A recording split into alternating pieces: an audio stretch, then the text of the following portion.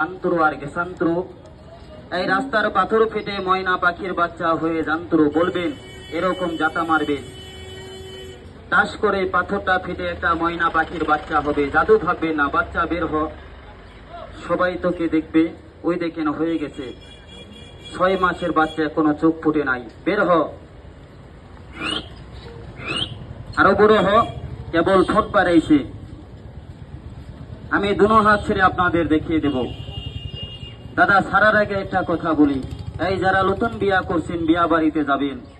শালা শালিরে ডাইকিলে একটা পাথর থেকে পাখির বাচ্চা বানিয়ে দেখাইতে পারলে